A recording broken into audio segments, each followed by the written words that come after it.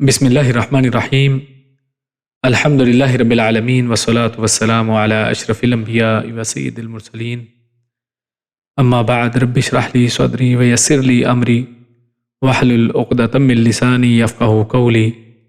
ربنا زدنا علما اللہم فقہنا فی الدین۔ آج میں انشاءاللہ تفسیر القرآن الکریم کے اس درس میں سورۃ الاعراف اس کی آیت نمبر 19 سے 25 تک کا مطالعہ کریں گے، اور آج کی آیات میں جو ہمارے سامنے موضوعات ان آیات سے ماخوذ ہیں، جس میں سب سے شروع میں بات ہوگی جنت کی نعمتوں کی، اور پھر جیسے ہم نے پچھلی دفعہ آدم علیہ السلام کا قصہ اس کو پڑھنا شروع کیا تھا، تو اسی حوالے سے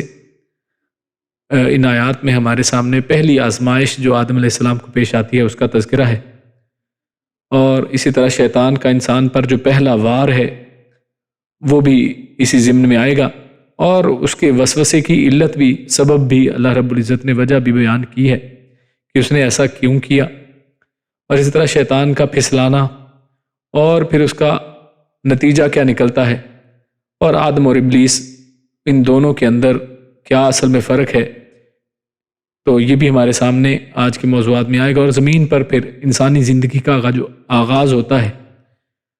اس کا اللہ رب العزت نے اس کی طرف اشارہ کیا ہے۔ تو آج کے پہلے موضوع سے آغاز کرتے ہیں۔ اعوذ باللہ من الشیطان الرجیم۔ وَيَا آدَمُ اسْكُنْ أَنْتَ وَزَوْجُكَ الْجَنَّةَ فَكُلَا مِنْ حَيْثُ شِئْتُمَا وَلَا تَقْرَبَا هَٰذِهِ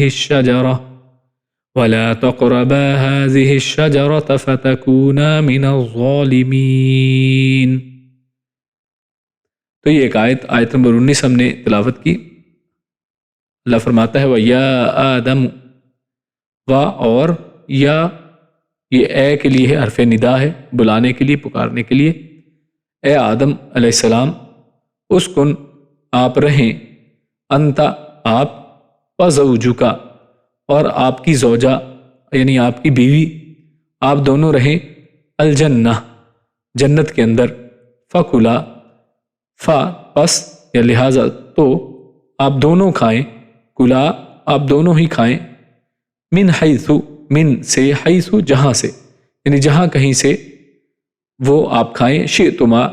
شئ یہ وہی ہے جیسے ما شاء اللہ میں شاء جو لفظ آتا ہے یہ وہی ہے، شئتما جہاں آپ دونوں چاہیں وہاں سے آپ کھائیں، ولا تقربا اور نہ تقربا آپ قریب جائیں، اور آپ دونوں یہاں پہ مراد ہے، اور یہ دونوں کا ترجمہ کہاں سے آ رہا ہے؟ فَكُلَا اس کے آخر میں لا یہ الف ہے، یہ الف یہ دو کے لیے تثنیہ کے لیے آتا ہے، اسی طرح شئتما تقربا یہ سب دو کی طرف اشارہ کرا، یعنی اس سے پتہ یہ چلا کہ یہاں پر آدم، اور حالانکہ پکارا آدم کے لیے ہے، آدم کی بات کی جا رہی ہے، لیکن اسے مراد دونوں ہی ہیں، آدم اور ان کی زوجہ یعنی دونوں، جس کو آگے وضاحت بھی کر دیا، انت و زوجکا ولا تقربا اور آپ دونوں نہ قریب جائیں، ہذہ یہ الشجرہ درخت یعنی اس درخت کے پاس قریب نہ جائیں، فتکونا فا تو تکونا آپ ہو جائیں گے، یعنی اگر آپ قریب گئے تو ہو جائیں گے، من الظالمین ظالموں میں سے۔ تو یہ آیت مختصر سی آیت ہے، اور اس آیت کے اندر اللہ رب العزت نے جو پچھلی دفعہ ہم نے دیکھا کہ مضمون چل رہا تھا آدم علیہ السلام کی تخلیق کے حوالے سے، کہ آدم علیہ السلام کو اللہ رب العزت نے نعمتوں سے نوازا، اپنے ہاتھوں سے اللہ رب العزت نے ان کی تخلیق کی، اور پھر اللہ رب العزت نے تمام فرشتوں کو حکم دیا کہ ان کو سجدہ کریں، اور بالخصوص اس ابلیس کو بھی حکم دیا، تو اس نے انکار کر دیا، اور وہ یعنی ظالموں میں سے بن گیا انکار کر کے، اور اس نے یہ بھی بتایا کہ میں نے اس لیے سجدہ نہیں کیا ہے، جب اس سے پوچھا گیا کہ میں اس سے بہتر ہوں، یعنی اس نے تکبر کیا، اپنے آپ کو ان سے بہتر جانا۔ تو وہاں پر ہم نے دیکھا کہ آدم علیہ السلام کو اللہ رب العزت نے ایک فضیلت عطا کی کہ اللہ رب العزت نے ان کو اپنے ہاتھوں سے بنایا، اللہ رب العزت نے طرح طرح کی نعمتیں ان کو معائش عطا فرمائیں، اور یہاں پر اب اور سجدہ اسی طرح کروایا۔ تو اس آیت میں آدم علیہ السلام کی تیسری فضیلت کا بیان ہے کہ فرشتوں سے سجدہ کروانے کے بعد انہیں جنت کی سکونت یعنی مستقل یہاں پر ٹھہرنا جو ہے ان کے لیے اسکن یعنی یہاں پر رہنے کا انتظام کر دیا کہ اب آپ یہاں پر رہیں، اور صرف رہنا نہیں ہے اور اکیلے نہیں بلکہ انت و زوجک، یعنی آپ دونوں ہی. اور اس سے یہ بھی پتہ چلتا ہے کہ پیچھے موضوع میں تو اس کا تذکرہ نہیں آیا ہے، وہاں پر تو صرف آدم علیہ السلام کی تخلیق کا تذکرہ آیا اور پھر اس کے بعد ان کو سجدہ کرنے کی بات آئی. تو یہاں پر مضمون مختصراً اس سورۃ الاعراف کے اس حصے میں بیان کیا گیا ہے، جبکہ یہاں سے اس آیت سے پتہ چل رہا ہے کہ جس کا قرآن مجید کی دوسری جگہوں پر اشارہ ملتا ہے کہ پھر اصل میں اللہ رب العزت نے آدم علیہ السلام ہی سے ان کی زوجہ یعنی حوا علیہ السلام کو پیدا کیا. اور اب یہاں پر مختصراً یعنی اس کا تذکرہ کیے بغیر ڈائریکٹ یہ بات کر دی کہ آپ دونوں ہی جنت کے اندر اب رہیں، یہاں پر سکونت اختیار کریں، اس کے اندر آپ رہ سکتے ہیں. تو یہ اللہ رب العزت نے آدم علیہ السلام کو اور ان کی بیوی زوجہ حوا کو یہ فضیلت عطا کی کہ جنت میں رہنا ان کے لیے سکونت کا جنت ایک ٹھکانہ مقرر فرمایا. اور پھر اللہ رب العزت نے صرف جنت میں رہنا نہیں بلکہ فَكُلَا مِنْ حَيْثُ شِئْتُمَا فرمایا کہ آپ دونوں جہاں سے چاہو تم کھاؤ، یعنی کوئی قید نہیں ہے یہاں پر، کوئی جگہ کی وہ ریسٹرکشنز نہیں لگائی ہیں کہ یہاں سے کھائیں یہاں سے نہ کھائیں، بلکہ کہا کہ جہاں سے مرضی تم چاہو کھاؤ. اور یعنی ایک حلال کے لیے، اور حلال کا ایک بہت بڑا دروازہ اللہ رب العزت نے ان کے لیے کھول دیا کہ جنت میں طرح طرح کی نعمتیں ہیں کھانے پینے کی، تو سب کو آپ استعمال کر سکتے ہیں. ہاں کیا ہے وَلَا تَقْرَبَا هَٰذِهِ الشَّجَرَةَ، اب هَٰذِهِ الشَّجَرَةَ الشَّجَرَةَ الف لام ہے، یعنی مطلب یہ کوئی خاص ایک درخت ہے اس کے پاس نہیں جانا. یعنی پتہ یہ چلا کہ ہر چیز کی اجازت دے دی گئی سوائے ایک درخت کے. تو یہ درخت کون سا ہے اس کی بحث میں پڑے بغیر، کیونکہ اللہ رب العزت نے اس کے بارے میں نہیں بتایا ہے، صحیح حدیث کے اندر اس کا کوئی تذکرہ نہیں ملتا ہے کہ یہ درخت کون سا درخت تھا. یہ ساری اسرائیلی روایات کے اندر مختلف باتیں چیتیں کی گئی ہیں،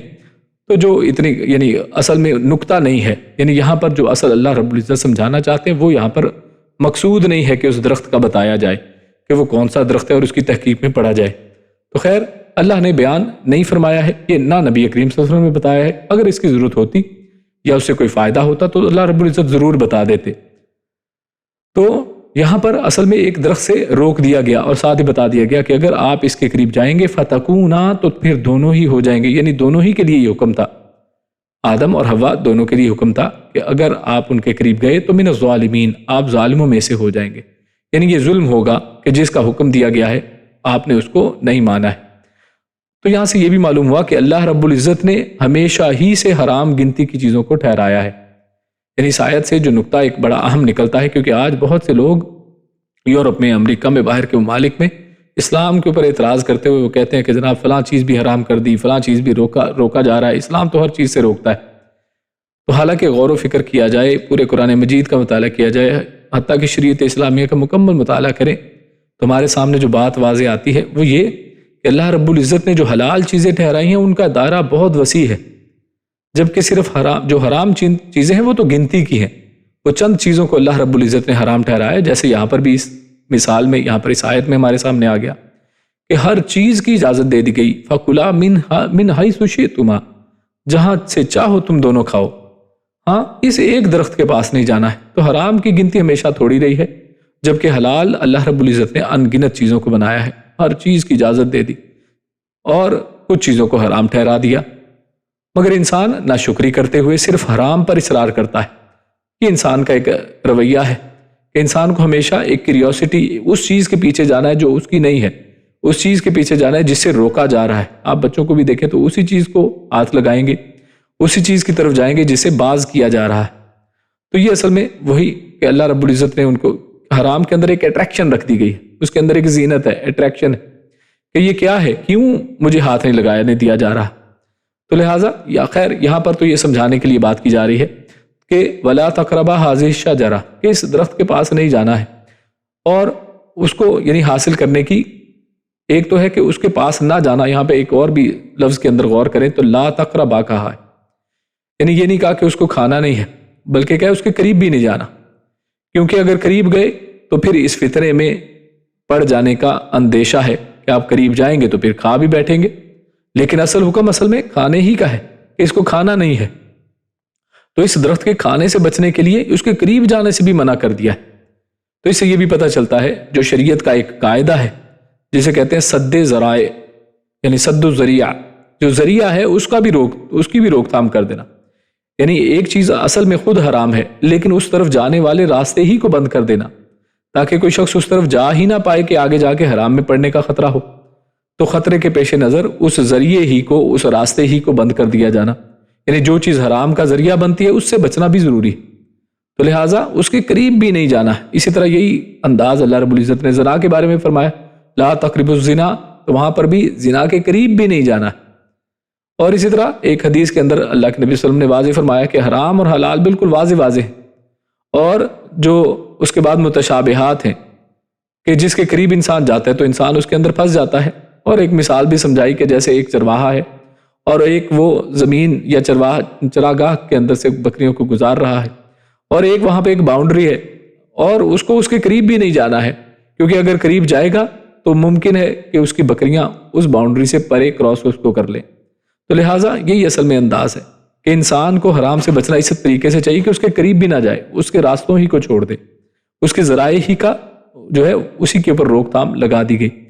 اور اس معنی کی آیت جو ہے سورۃ البقرہ آیت نمبر 35 میں ہم تفصیلاً ذکر کر چکے ہیں، اس لیے یہاں پر مختصراً اس کا ذکر ہے، کافی ہے۔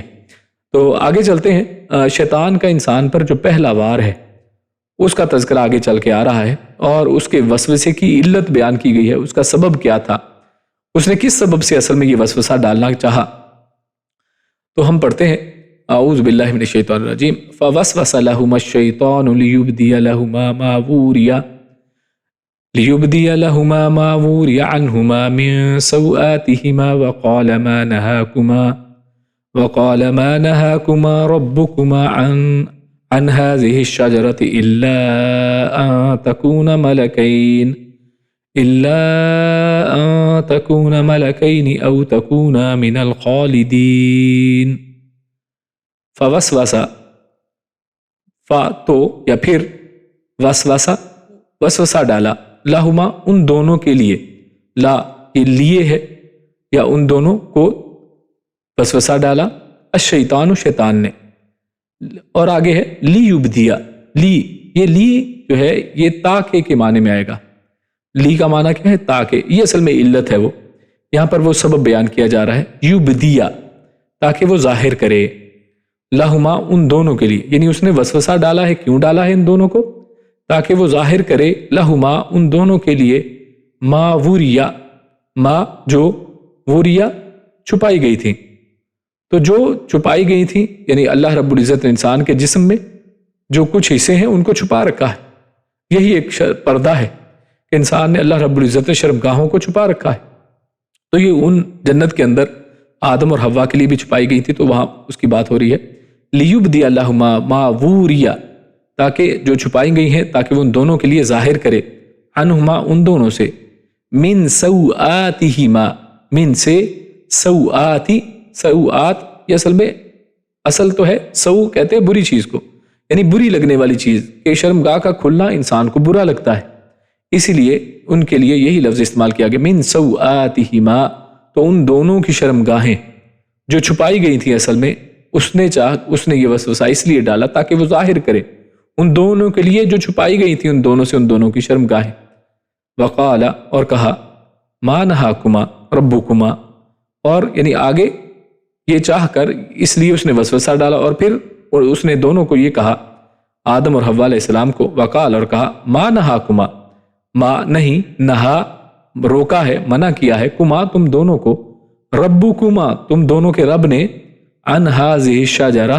ان یعنی سے یا کے بارے میں، حاضی اس، الشجرہ درخت، اس درخت سے تم دونوں کے رب نے تمہیں نہیں روکا ہے، الا مگر یہ کہ، یا سوائے، یعنی اصل وجہ بتا رہا ہے کہ اس لیے، ان کے تکونا تم دونوں ہو جاؤ، ملکین فرشتے، او تکونا یا پھر تم دونوں ہو جاؤ، من الخالدین ہمیشہ رہنے والوں میں سے۔ تو یہ دو وجوہات کہتا ہے کہ اس لیے تمہارے رب نے تمہیں روکا ہے کہ کہیں تم دونوں فرشتے نہ بن جاؤ، یا تم دونوں جنت میں ہمیشہ رہنے والوں میں یا ہمیشہ رہنے والوں میں سے نہ ہو جاؤ۔ وقاسہما، اور اس کے اوپر پھر کہتا ہے وقاسما، قاسمہ یہاں پہ یہ لفظ ہے اور اس کا مطلب ہے بار بار شدت کے ساتھ بار بار قسم کھانا۔ وقاسہما، قاسمہما، اور اس نے قسم کھا کھا کر کہا، ہما ان دونوں سے، انی بے شک میں، انی بے شک میں، لکما تم دونوں کے لیے، لمن الناصحین، لمن لا لام تاکید ہے، من سے الناصحین، ناصح یعنی جو نصیحت کرنے والا ہو، جو خیر خواہ ہو، وہ قسمیں کھا کر دونوں سے کہتا ہے کہ بے شک میں تو تم دونوں کا بہت زیادہ خیر خواہ ہوں. تو اس انداز میں ان سے بات چیت کرتا ہے. تو یہ دو آیات ہم نے تلاوت کی، آیت نمبر 20 اور 21، اس کا ترجمہ آپ کے سامنے پیش کیا. تو اس میں جو شروع میں بات آئی ہے فوسوس لہما الشیطان لیبدی لہما ما وری عنہما، تو لیبدی کے اندر علماء لکھتے ہیں، علماء تفسیر، کہ لیبدی میں جو لام ہے، یہ لام کون سا ہے؟ یہ لام علت ہے، اصل میں تعلیل ہے، لیکن بعض کہتے ہیں کہ لام عاقبت کا ہے، لام عاقبت ہے، یعنی شیطان کے دل میں نہیں تھا کہ وہ ننگے ہو جائیں، مگر ایسا کرنے کا انجام یہی تھا. یعنی بعض نے یہ کہا کہ اصل میں شیطان یہ چاہتا نہیں تھا. یہ لی سے مراد یہ ہے کہ یہ اصل میں عاقبت ایسا ہونا ہی تھا کہ اگر وہ ایسا کام کریں گے جن کے اوپر شیطان وسوسہ ڈال رہا ہے، تو اس کے نتیجے میں وہ آخرکار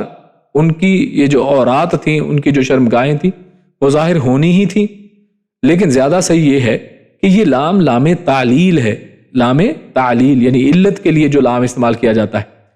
اور یہ گرامر کا قانون بھی ہے کہ اگر لام یعنی لام زیر لی یہ ہو تو فعل کے شروع میں اگر یہ آئے اور آخر سے پہلے زبر ہو، یہاں پر بھی دیکھیں لیبدیا، تو یا کے اوپر زبر ہے، تو آخر سے پہلے جب زبر ہو تو ترجمہ تاکہ کیا جاتا ہے، تاکہ یعنی وجہ بتائی جاتی ہے، وہاں پر سبب علت بیان کی جاتی ہے، تو جو کہ علت سبب کو ظاہر کرتی ہے. تو لہٰذا یہاں پر وہی علت ظاہر ہو رہی ہے، اس کا سبب ہی ہمارے سامنے ظاہر ہو رہا ہے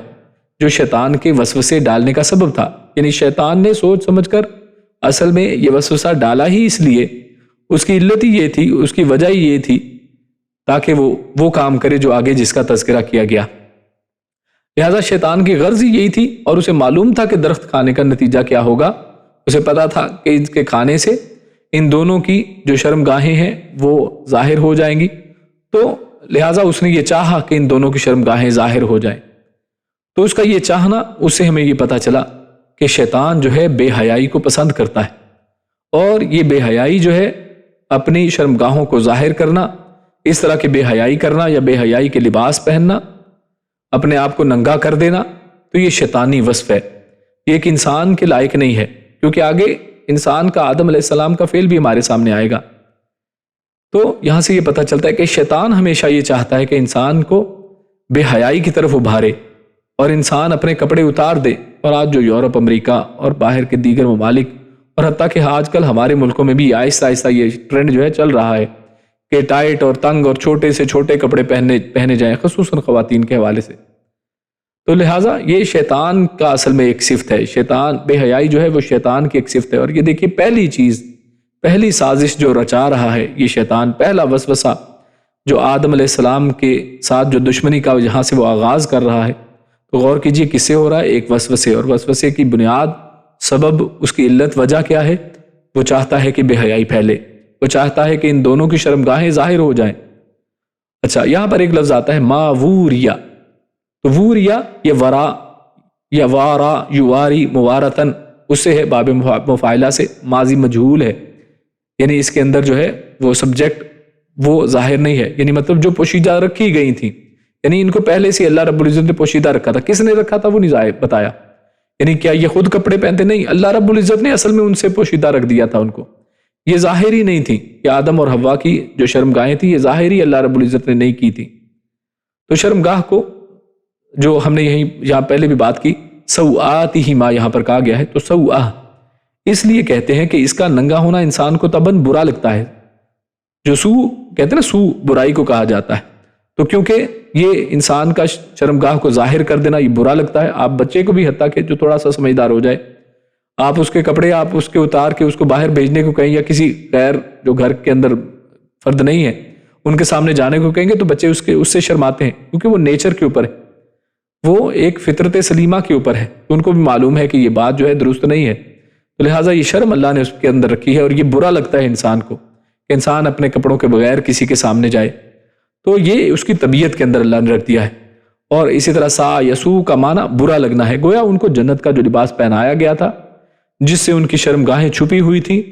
وہ ممنوعہ درخت کھانے سے اتر جانا تھا. تو یہ اصل میں اس کا شیطان کا مقصد یہاں پر بتایا جا رہا ہے کہ شیطان یہ اصل میں چاہتا تھا،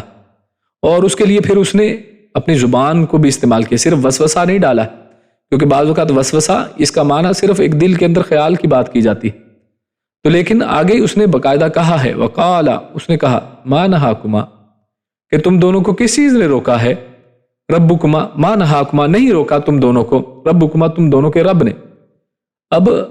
یہ روکنے کی سبب آگے وہ بتاتا ہے کہ تم دونوں کے رب نے تمہیں اصل میں اس لیے روکا ہے اس شجر کو کھانے سے تاکہ تم دونوں کہیں فرشتے نہ بن جاؤ، تاکہ تم ہمیشہ رہنے والے نہ بن جاؤ۔ یعنی دیکھیے اللہ رب العزت کے اوپر ایک تہمت لگا دی، اللہ کی طرف ایک بات منسوب کر دی جو حالانکہ اللہ نے نہیں کی تھی۔ اللہ رب العزت نے تو ایسا نہیں کہا تھا، لیکن اللہ کی طرف سب سے پہلے دیکھیے بات منسوب کرنے والا۔ ہم نے پچھلی دفعہ کے درس میں دیکھا تھا کہ اللہ رب العزت کے اوپر وہ الزام لگاتا ہے کہ بما اغویتنی، کہ جس طرح تو نے مجھے گمراہ کیا ہے، حالانکہ اللہ نے اس کو گمراہ نہیں کیا تھا، لیکن اللہ کے اوپر الزام لگا دیا۔ اب یہاں پر کیا کیا ہے، اللہ رب العزت کے اوپر ایک دوسرا الزام، اللہ کی طرف ایک چیز کا نسبت کر رہا ہے کہ تمہارے رب نے تمہیں اس مقصد کے لیے اصل میں روکا، اس کے علاوہ کوئی اور مقصد ہی نہیں ہے کہ تم درخت نہ کھاؤ، مقصد یہ ہے کہ کہیں تم فرشتے نہ بن جاؤ۔ اور دوسرا یہاں سے بھی پتہ چلتا ہے کہ یہ اصل میں آدم کے سامنے خود سے یہ بننے کی کوشش کرا کہ میں تمہارا بڑا خیر خواہ ہوں۔ آگے آتا بھی ہے انی لکما لمن الناصحین، کہ میں تو تمہارا خیر خواہ ہوں، میں چاہتا ہوں کہ تم فرشتے بن جاؤ، میں چاہتا ہوں تم ہمیشہ یہاں پر رہو۔ اور اگر اس کو اپوزٹ دیکھیں تو پتہ یہ چل رہا ہے کہ اللہ رب العزت کے حوالے سے ایک بری بات کر رہا ہے کہ اللہ کہیں تمہارا خیر خواہ نہیں ہے، اللہ نہیں چاہتا کہ تم فرشتے بنو، اللہ نہیں چاہتا کہ تم ہمیشہ رہو۔ حالانکہ حقیقت یہ ہے کہ اگر اللہ آپ کے بارے میں کچھ نہیں چاہتا ہے، یعنی اگر حقیقت میں انسان کو پتہ چل جائے کہ اللہ رب العزت میرے لیے یہ نہیں چاہتا ہے، تو ہمارا یہ ایمان ہونا چاہیے کہ اللہ کی حکمت کا یہ تقاضا ہے کہ اس کو تسلیم کیا جائے، کیونکہ اللہ رب العزت جو چاہتا ہے وہی اصل میں بہترین بات ہے، کیونکہ اللہ حکیم ہے اور اللہ انسان کے لیے برا نہیں چاہتا ہے، ہمیشہ بہتر اور اچھا ہی چاہتا ہے۔ خیر، اللہ تعالیٰ نے جو آدم علیہ السلام کو پہلی جنت کی 4 خصوصی سہولتیں بتا دی تھیں، جن کا تذکرہ سورہ طٰہٰ میں اللہ رب العزت نے ارشاد فرمایا ہے،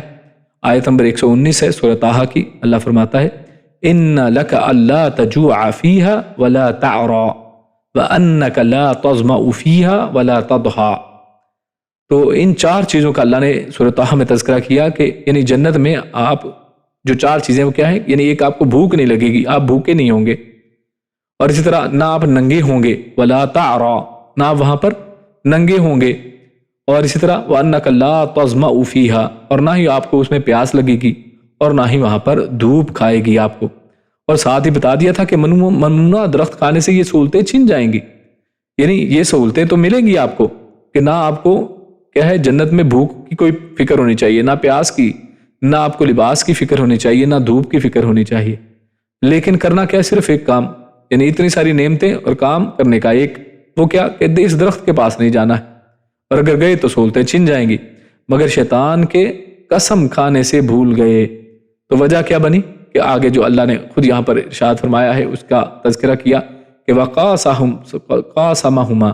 کہ اس شیطان نے، اس ابلیس نے ان دونوں کے ساتھ قسمیں کھا کھا کر ان کو یقین دلانے کی کوشش کی، یقین بہتا کہ دلا دیا کہ جناب میں تمہارا بڑا ناصح ہوں، میں تمہارا خیر خواہ ہوں۔ اور آیت نمبر 21 میں اس کو واضح طور پہ بیان کر دیا، وَقَالَ مَا نَهَاكُمَا رَبُّكُمَا، شیطان نے ان دونوں کو یوں بہکایا۔ اب بہکانے کا ٹرک کیا کیا کہ اللہ نے تمہیں اس درخت سے منع کرنے کی وجہ یہ ہے کہ اس کے کھانے سے تم فرشتے بن جاؤ گے، یعنی ان کی خصوصیات اور فطری کمالات تم میں بھی پیدا ہو جائیں گی، فرشتے بن جاؤ گے سے مراد یہ تفسیر کی گئی ہے کہ مطلب یہ کہ تم بھی فرشتوں کی طرح انہی جیسے کمالات، اسی طرح کی فطرت تمہارے اندر بھی آ جائے گی، یا دوسرا یہ کہ ہمیشہ ہمیشہ جنت میں رہنے والوں میں شامل ہو جاؤ گے۔ تو جن 2 چیزوں کے درمیان یہاں پر کیونکہ او تکونا من الخالدین ہے، ملکینی ان تکونا ملکینی او تکونا من الخالدین، تو او جو ہے یہ کلمہ، یہ لفظ آئے تو ان میں سے ایک چیز بھی ہو سکتی ہے، یعنی یہ اور کے معنی میں، یا کے معنی میں، جس کو اردو میں ہم یا کہتے ہیں نا، اس کے معنی میں آتا ہے۔ تو ان کا مطلب کیا ہوتا ہے کہ یہ دونوں ہی ممکن ہے، نہیں ہو سکتا ہے کہ یہ دونوں ہی چیزیں تم بن سکتے تھے، یعنی ملکین فرشتے بھی ہو سکتے تھے اور تم ہمیشہ رہنے والے بھی، اور ان دونوں سے تمہیں روک دیا ہے، یا پھر ان دونوں میں سے کم از کم ایک چیز تو ضرور ہو۔ تو یہ اصل میں یا کے مفہوم کے اندر یہ چیزیں آتی ہیں۔ تو پتہ چلا کہ انسان کو بہکانے کے لیے جو پہلا ہتھ کنڈا اس نے استعمال کیا ہے وہ رب پر جھوٹ باندھا ہے۔ یہ دیکھیے جب گمراہی کی بات کی، انسان کو گمراہ کرنا اس نے چاہا ہے، جس کا پچھلی دفعہ کے درس میں ہم نے دیکھا تھا کہ اس نے اللہ رب العزت سے مہلت مانگی کہ میں اس کے راستے میں بیٹھوں گا، آگے سے پیچھے سے دائیں سے بائیں سے ہر جگہ سے آؤں گا، اس کو بہکاؤں گا۔ تو دیکھیے بہکانے کا سب سے پہلا طریقہ، کیونکہ انسان کو بہکانا اتنا آسان نہیں ہے، جب تک کہ آپ حقیقت بیان کریں گے تو کہ انسان بہکتا نہیں ہے۔ اس لیے دیکھیے انسان اگر قرآن و سنت کے ساتھ یعنی حقیقت کے ساتھ، جو حق کا بات ہے، جو اللہ رب العزت کا کلام ہے، جو اللہ کا دین ہے، اس سے جڑا رہے تو بہک نہیں سکتا ہے۔ ہاں کب بہکتا ہے؟ جھوٹوں کے ساتھ بیٹھنے سے، جھوٹوں کی محفلوں میں بیٹھنے سے۔ اس لیے علماء جو ہے یہ جھوٹے اور بدعتی اور اس طرح شرک کرنے والے لوگ اور ایسی محفلوں میں بیٹھنے سے منع کرتے ہیں کہ انسان ایسے لوگوں کے ساتھ نہ بیٹھے، کیونکہ جھوٹ بول بول کر آپ کے کانوں کو اس طرح سے پکا کر دیا جاتا ہے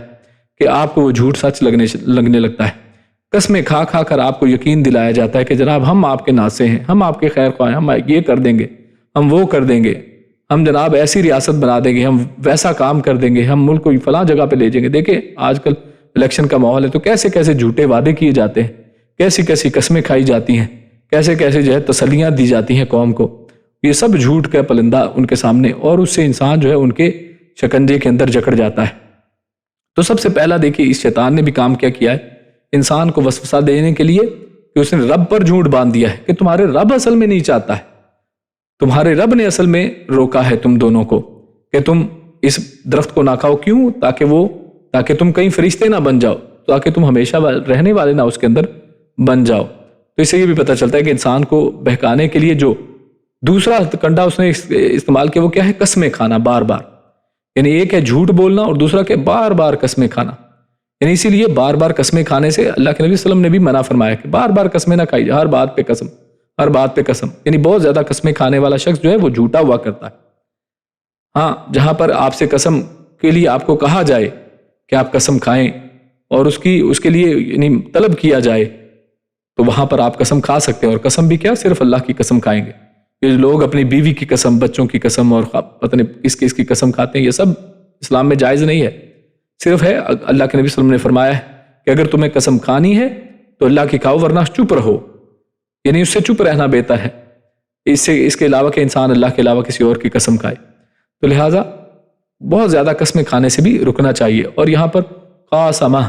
یہ جو قاسمہ ہے یہ بھی باب مفاعلہ ہے۔ قاسمہ لفظ ہے جو دو طرف سے مقابلے کے لیے اصل میں تو آتا ہے۔ قاسمہ کا مطلب یعنی دونوں طرف سے قسمیں کھائی جائیں،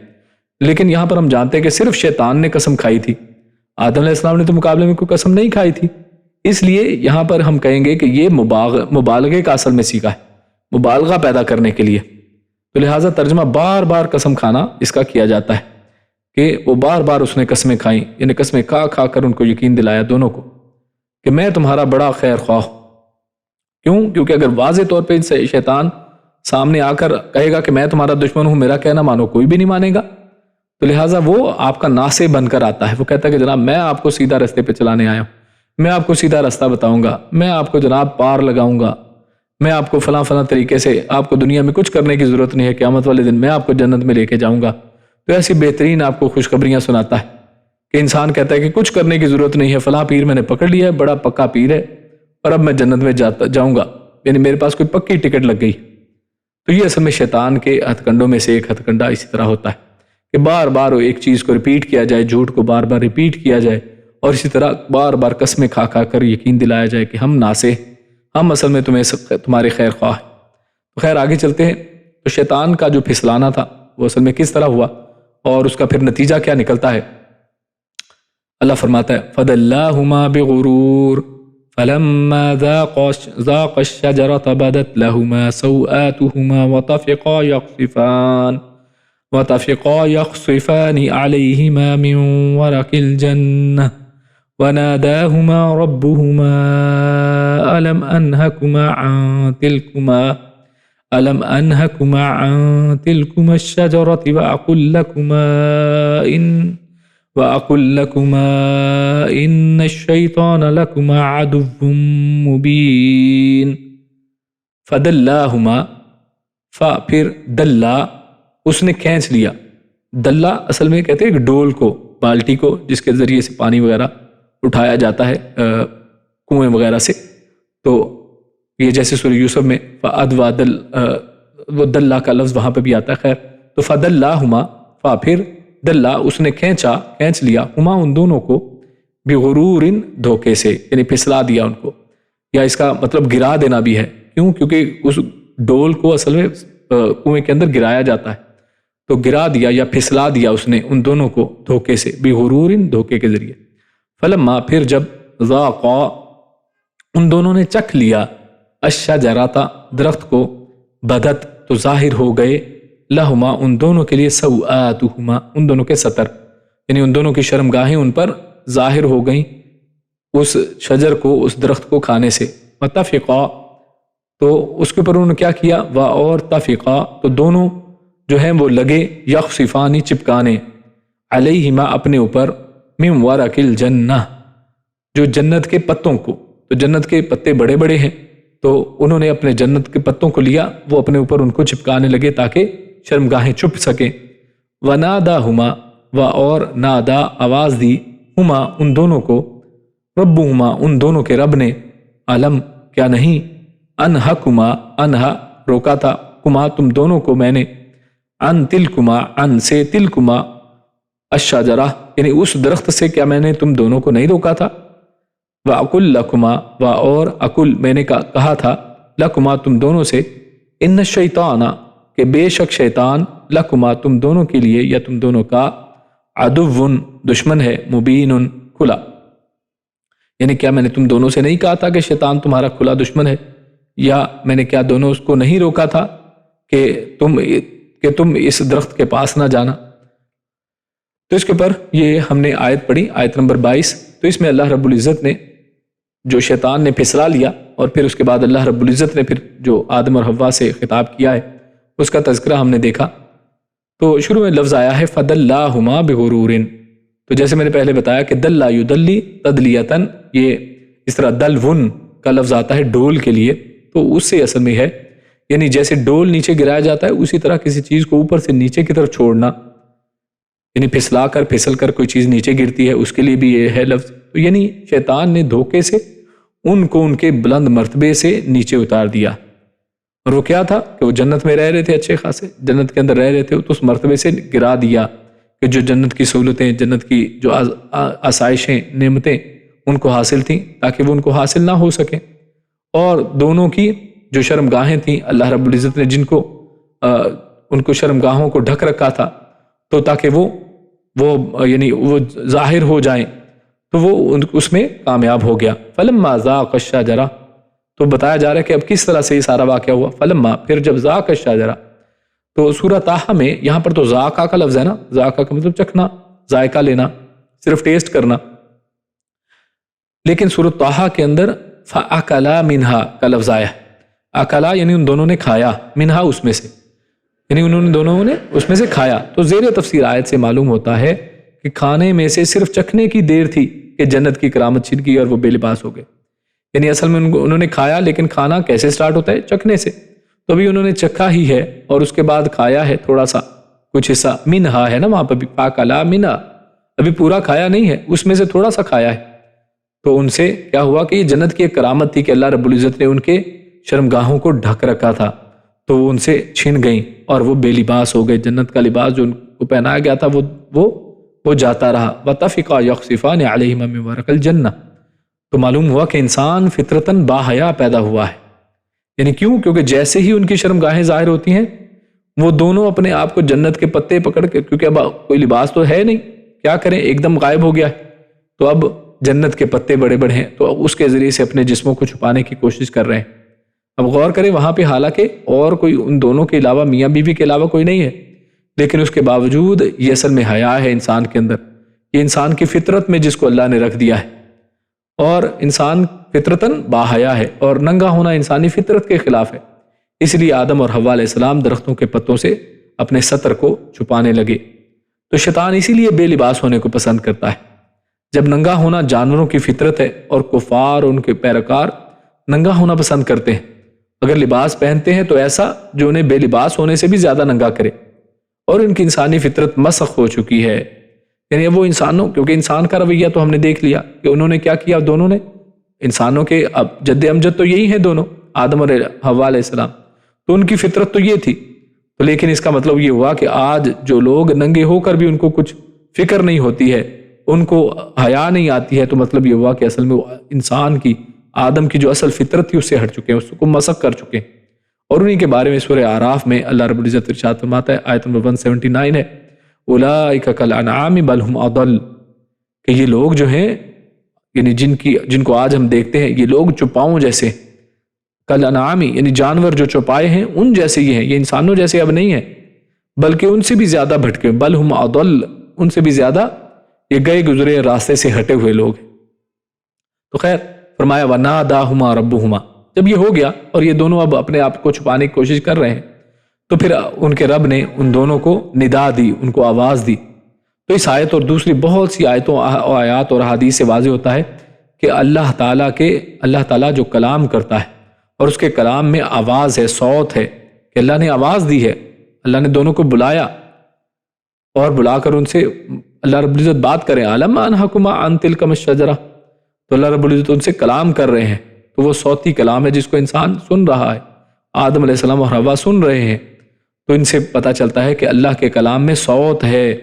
اور فرشتے اور آدمی اسے سن سکتے ہیں۔ اللہ تعالیٰ کی آواز اور کلام سے انکار کر کے قرآن کو کلام اللہ کے بجائے مخلوق قرار دینا،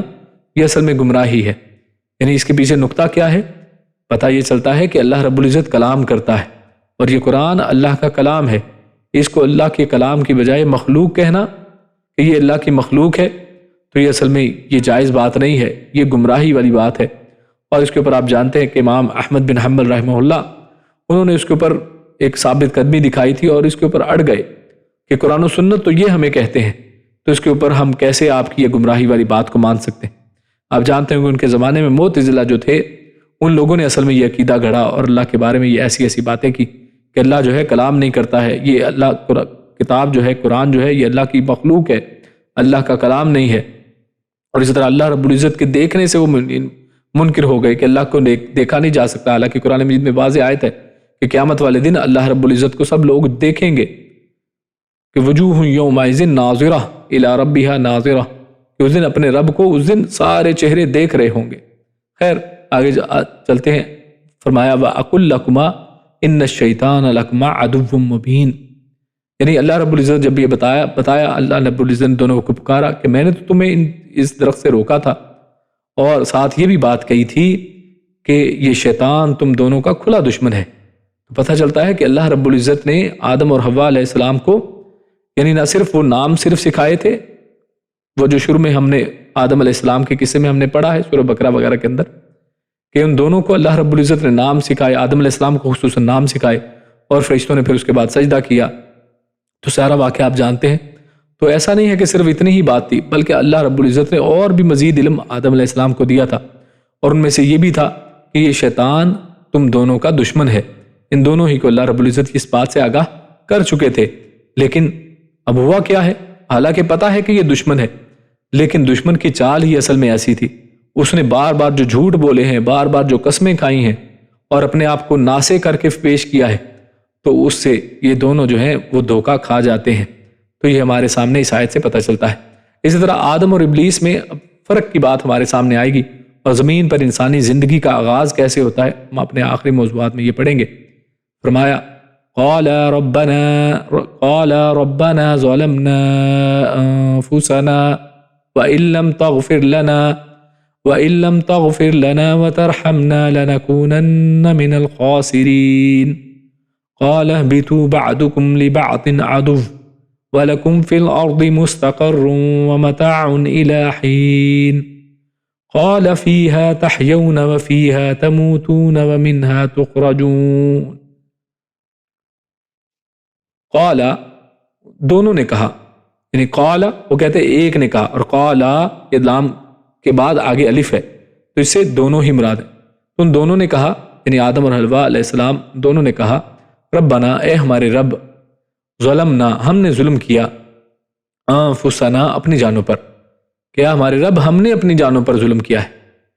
وَإِن لَّمْ تَغْفِرْ لَنَا اور ان اگر لم نہ تغفر تو نے معاف کیا لنا ہمیں، وَتَرْحَمْنَا اور تو نے رحم کیا ہم پر، لَنَكُونَنَّ تو ہم ضرور ہو جائیں گے، من الخاسرین خسارہ پانے والوں میں سے۔ یعنی اے ہمارے رب اگر تو نے ہمیں معاف نہ کیا اور ہم پر رحم نہ کیا تو ہم ضرور خسارہ پانے والوں میں سے ہو جائیں گے، خاسرین بن جائیں گے۔ قال اہبطوا، تو اللہ نے فرمایا تم سب اتر جاؤ، یعنی اس چیز سے تو معاف فرما دیا، یہاں پر مختصراً یہ بات کی گئی ہے، تو دوسرے مقامات پر اس کی تفصیل ہے۔ تو خیر اللہ رب العزت نے ان کو معاف فرما دیا، رحم تو کر دیا، لیکن اللہ رب العزت فرماتے ہیں قال اہبطوا، تم سب اتر جاؤ، یعنی اب نیکسٹ پلان یہ ہے، اب تمہیں ایک ٹارگٹ دیا جا رہا ہے، اور وہ کیا ہے؟ اہبطوا، تم سب اتر جاؤ، بعضکم، تمہارے بعض یعنی بعض تم میں سے، لبعض، بعض کے لیے، عدو، دشمن ہے، یعنی تم آپس میں ایک دوسرے کے لیے دشمن ہو گئے۔ اور یہ اب یہاں پر اہبطوا یہ جمع کا صیغہ ہے، اہبطوا جمع کا صیغہ ہے، اور عربی زبان میں جمع جو ہے وہ 3 اور 3 سے زیادہ کے لیے بولا جاتا ہے، یعنی 3 لوگ ہوں تو جمع کا صیغہ استعمال کیا جاتا ہے، اور 2 کے لیے مثنیٰ کا علیحدہ ایک صیغہ ہوتا ہے۔ تو یہ پتہ چلا یہاں پر کہ تینوں کو اصل میں اتار دیا گیا، اور یہ تینوں کون تھے؟ یہ آدم، حوا علیہ السلام، اور تیسرا یہ شیطان، ان تینوں کو اتار دیا گیا۔ تو فرمایا قال اہبطوا، تم سب اتر جاؤ، بعضکم لبعض عدو، تم میں سے بعض کے دشمن ہیں، ولکم، اور تمہارے لیے، فی الارض، زمین میں، مستقر یعنی ٹھکانہ ہے، یعنی ایک جہاں پر مسلسل انسان کافی عرصے کے لیے رہ سکے اسے مستقر کہتے ہیں، ومتاع، اور فائدہ اٹھانا ہے، یہاں پر متاع ہے تمہارا، الی حین، ایک وقت تک، حین وقت کے لیے ہے، یعنی ایک خاص وقت تک تمہارے لیے اللہ نے اس کو ٹھکانہ بنایا ہے اور اس میں فائدہ رکھا ہے۔ قال، پھر فرمایا اللہ نے، فیہا، اسی میں ہے، اس میں ہے، تحیون، تم سب کی حیات، تحیو یہ حیات، وہی جو زندگی کے لیے ہم لفظ استعمال کرتے ہیں اردو میں، وہی لفظ ہے، اسی میں تم سب کے لیے زندگی یعنی گزارنا ہے، تم سب اسی میں زندگی گزارو گے، وفیہا، اور اسی میں، تموتون، تم سب مرو گے، ومنہا، اور اسی سے، تخرجون، تم سب نکالے جاؤ گے، یعنی اب یہ زمین ہے تمہارے لیے، اب نیکسٹ جو ہے اسی کے اندر تم نے رہنا ہے، یعنی پہلے جنت میں کچھ عرصے کے لیے رہے، اور اس کے بعد اب تم نے زمین کے اندر رہنا ہے، اور اسی کے اندر تم زندہ ہوگے، زندگیاں گزارو گے، اسی کے اندر پھر تمہاری اولادیں ہوں گی، تم اسی کے اندر مرو گے، اور اسی سے تم سب نکالے جاؤ گے، قیامت بھی اسی کے اوپر بپا ہوگی۔ تو یہ 2 آیات ہم نے پڑھی، بلکہ 3 آیتیں، آیت نمبر 23، 24 اور 25۔ اللہ فرماتا ہے قال ربنا ظلمنا، یعنی دونوں نے، آدم اور حوا علیہ السلام نے فرمایا، ان کا ذکر اللہ فرماتا ہے کہ ان دونوں نے کہا کہ اے ہمارے رب، ہم نے اپنے نفسوں پر ظلم کیا۔ تو سورہ بقرہ میں ہے کہ آدم علیہ السلام نے یہ کلمات رب تعالیٰ سے سیکھے تھے، یعنی یہاں پر تو ڈائریکٹ الفاظ بتا دیے گئے، قرآن مجید میں اللہ رب العزت نے بارہا اس سیم واقعے کو بار بار ذکر کیا ہے،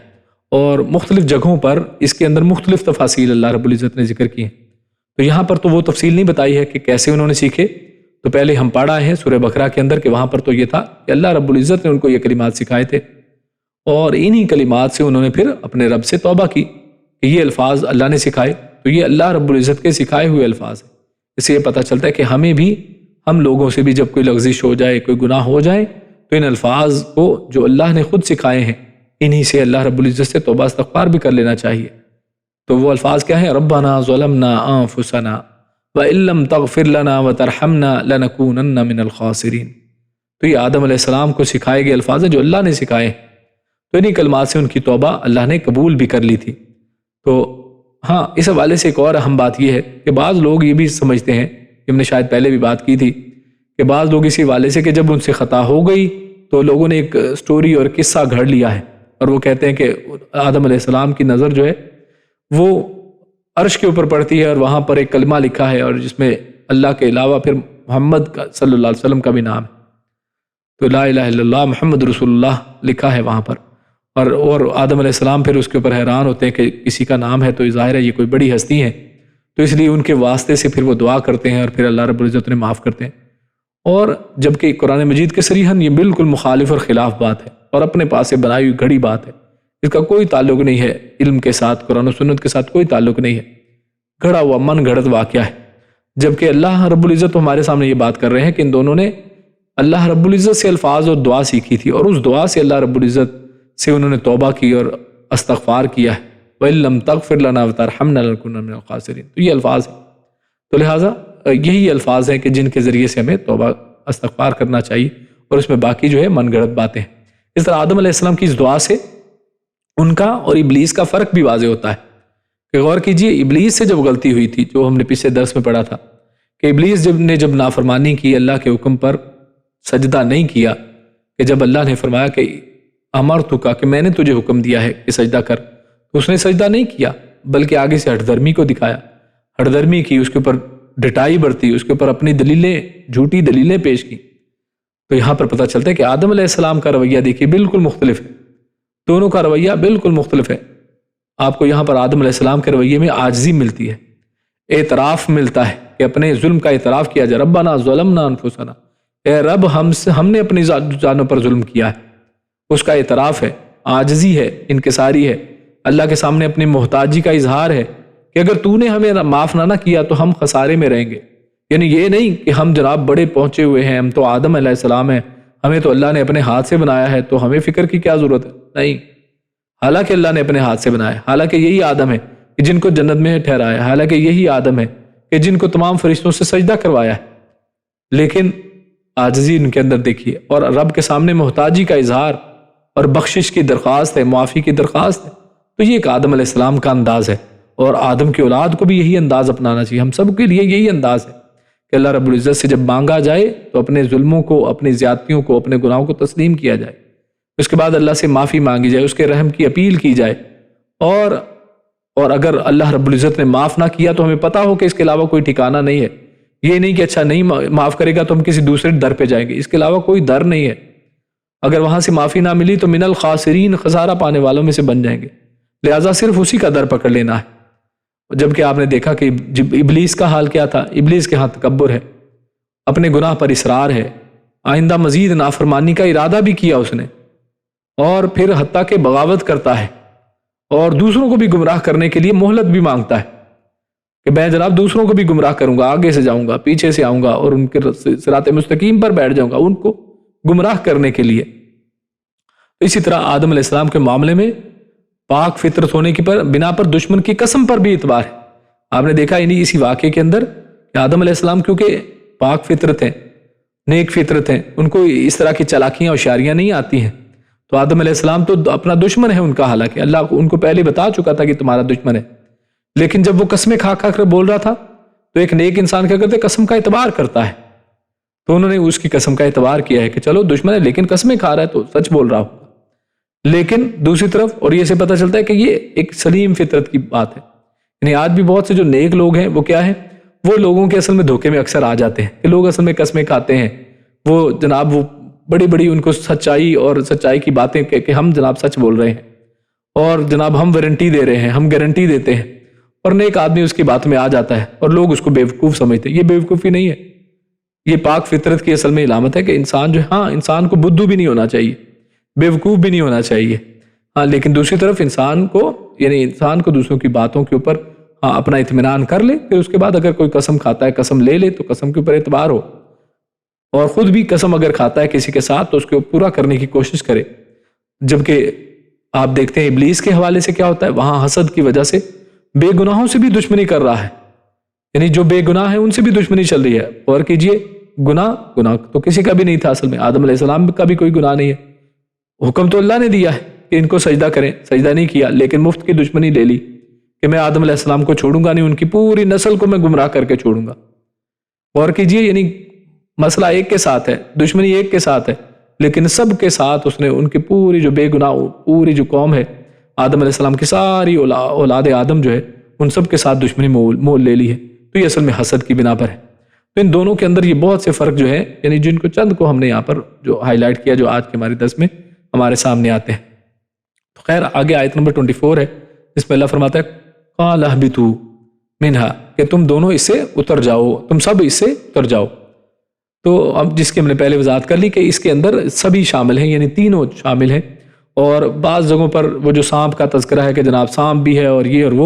یہ ساری بنی اسرائیلی روایتیں ہیں جس کے اندر کوئی ہمارے سامنے کوئی صحیح حدیث نہیں ہے، ہم اس کا نہ اقرار کر سکتے ہیں نہ انکار کر سکتے ہیں، لیکن جو واضح چیزیں ہمارے سامنے ہیں